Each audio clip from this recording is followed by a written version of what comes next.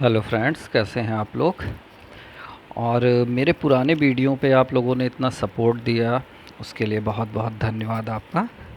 और आज मैं आपको जो वीडियो दिखाने जा रहा हूँ उसी साइट का है, स्लेब पड़ने के बाद का।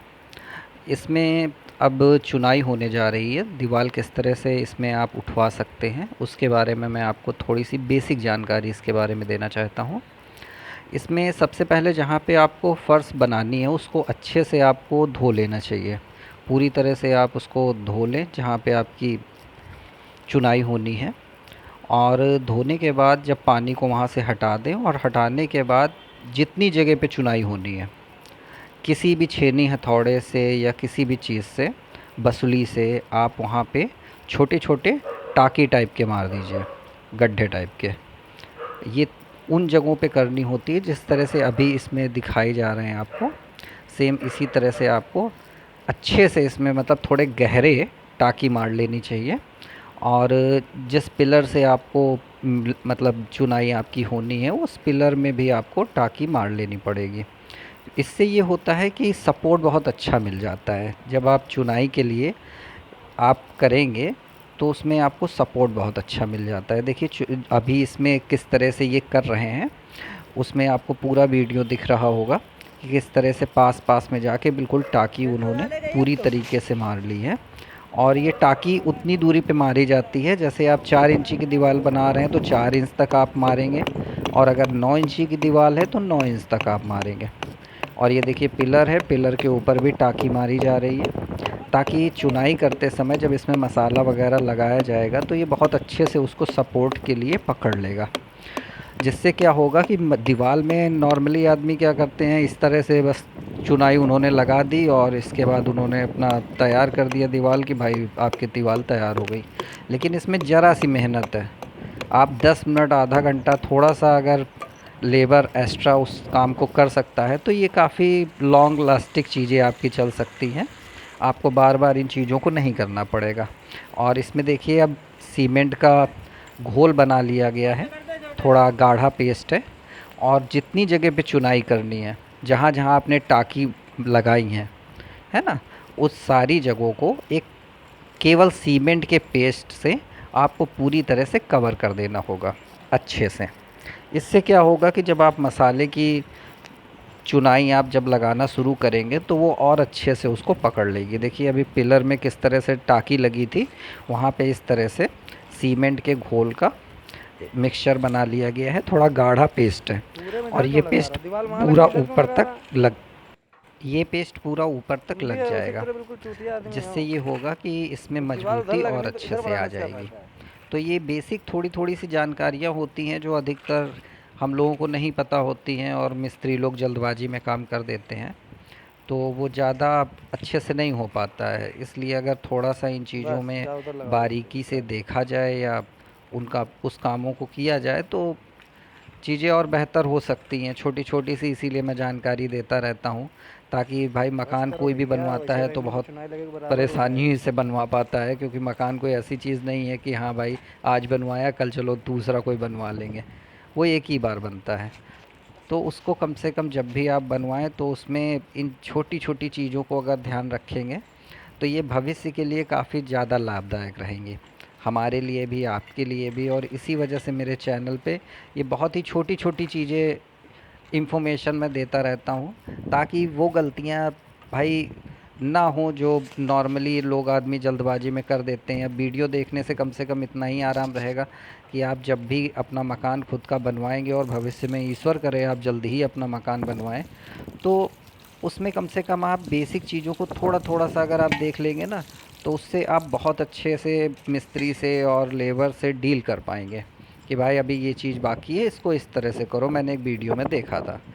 तो उससे कम से कम ये रहेगा कि आपकी जो भी चीज़ बनेगी वो काफ़ी हद तक अच्छी बनेगी। अब यहाँ पे देखिए घोल नहीं डाला जा सकता है क्योंकि काफ़ी फ़र्श गीली थी, तो इसलिए सीमेंट को ऊपर से ही थोड़ा सा डाल दिया गया है अच्छे से, ताकि वो धीरे से जहाँ जहाँ टाँकी लगी है वो वहाँ पे बढ़िया से मसाले को पूरी तरह से बाद में पकड़ लेगी।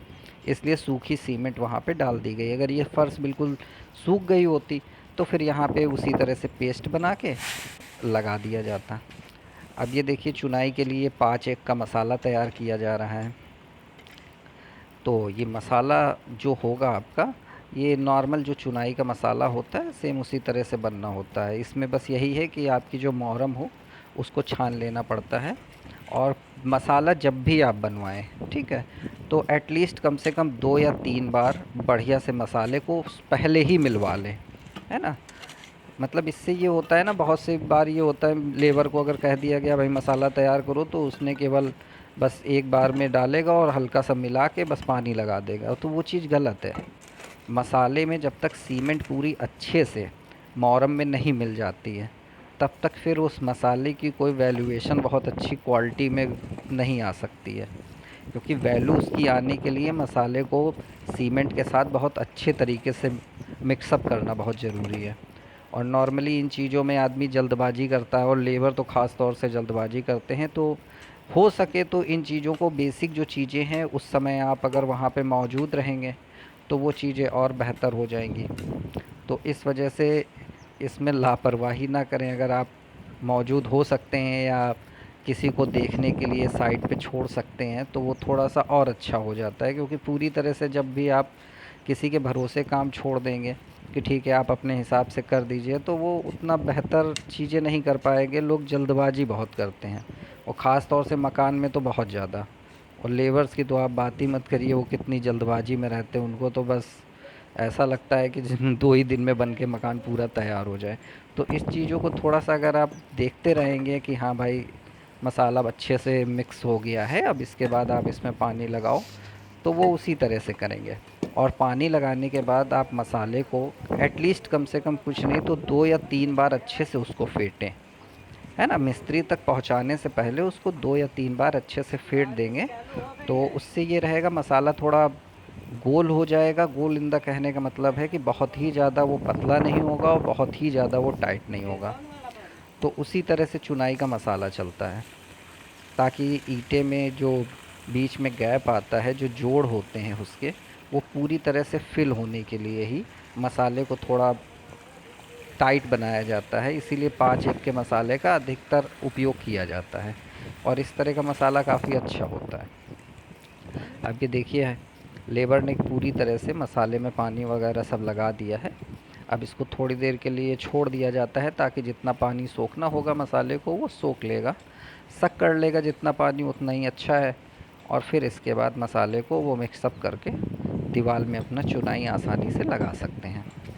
तो ये कुछ बेसिक बेसिक चीज़ें रहती हैं जो नॉर्मली आपको थोड़ा सा ध्यान देने की ज़रूरत है। बाकी तो कंस्ट्रक्शन में इतना कुछ ख़ास चीज़ें नहीं हैं कि बहुत ही गंभीरता से उन चीज़ों को आप देख सकें या समझाया जा सके किसी को। क्योंकि जो भी काम करने आया है ऑब्वियसली वो नॉलेजेबल इंसान तो होगा ही, और सबकी अपनी अलग अलग टेक्निक होती है कि किस तरह से क्या काम करना है, क्या काम नहीं करना है। लेकिन जो बेसिक जहाँ पे गलतियाँ होती हैं, बस मेरा काम है, मेरे यूट्यूब चैनल का केवल इतना काम है कि जब भी आप अपना मकान बनवाएंगे, है ना, तो जो भी बेसिक जानकारी आपको मिले, जैसे चुनाई में आप टाँकी कैसे फ़र्श के ऊपर लगवाएं, क्योंकि कंक्रीट की छत है, अभी बनी है, ठीक है, 7 दिन इसमें लगातार पानी भरा रहा है, 3 दिन में ऑब्वियसली सूख जाता है पानी, तो फिर इसके बाद 2-4 दिन बाद आप पूरा फिर भर दीजिए 2-4 दिन के लिए पानी। तो इस तरह से पानी जब अच्छे से ज़मीन सक कर लेती है, और फिर इसके बाद उसमें टाँकी बहुत ज़रूरी होती हैं। तो ये छोटा सा काम है और मुश्किल से आधे एक घंटे का काम है, लेकिन इससे जो है चुनाई जो होती है दीवार की, उसमें बहुत हद तक मजबूती आ जाती है।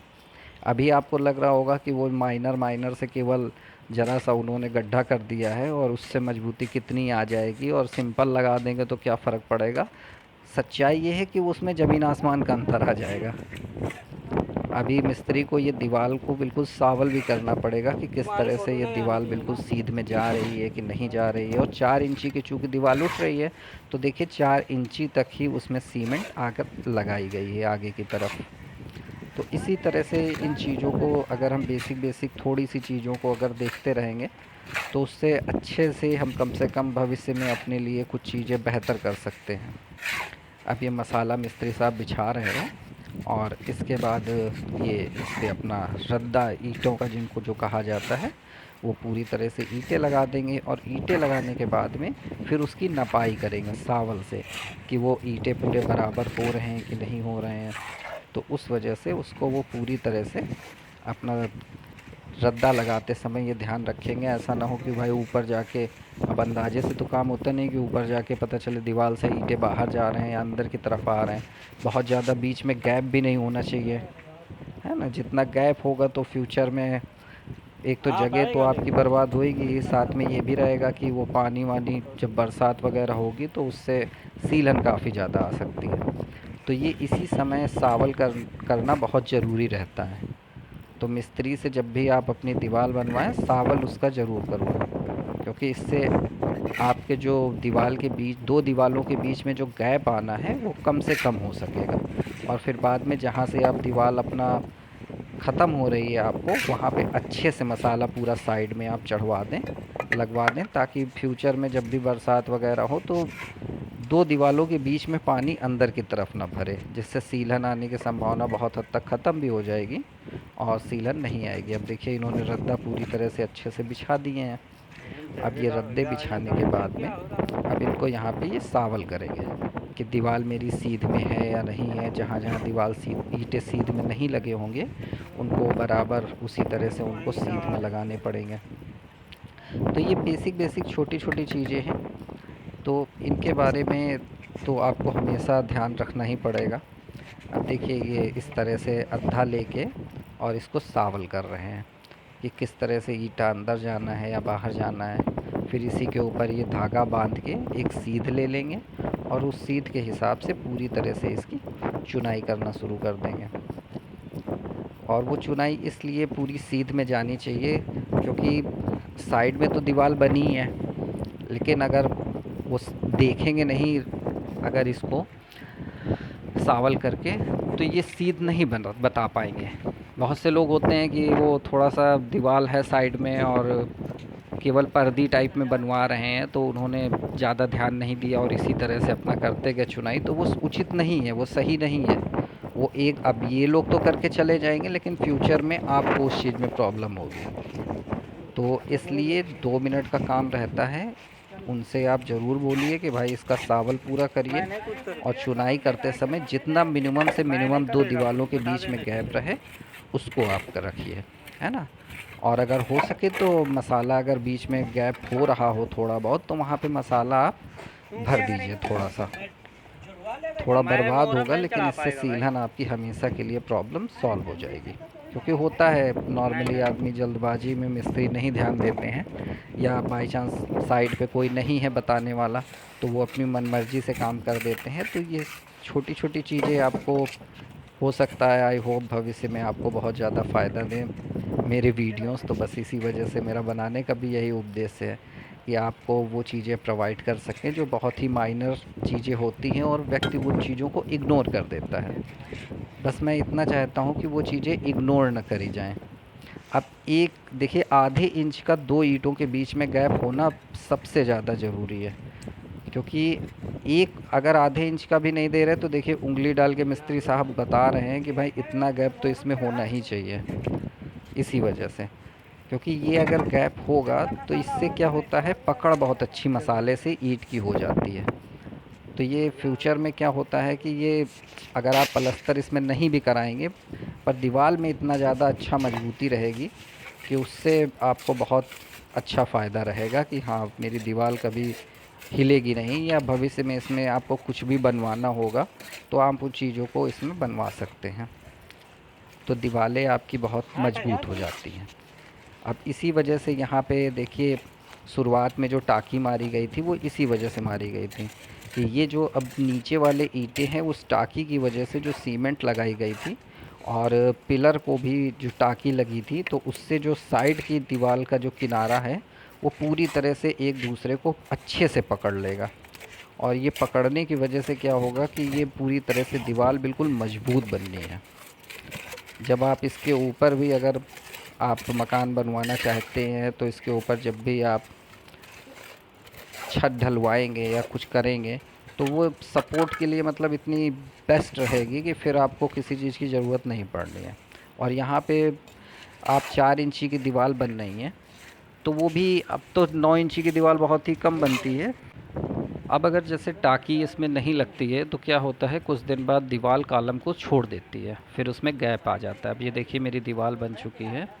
और अगर आपको मेरा वीडियो पसंद आए तो प्लीज़ लाइक शेयर कमेंट ज़रूर आप करिएगा। Thank you so much friends.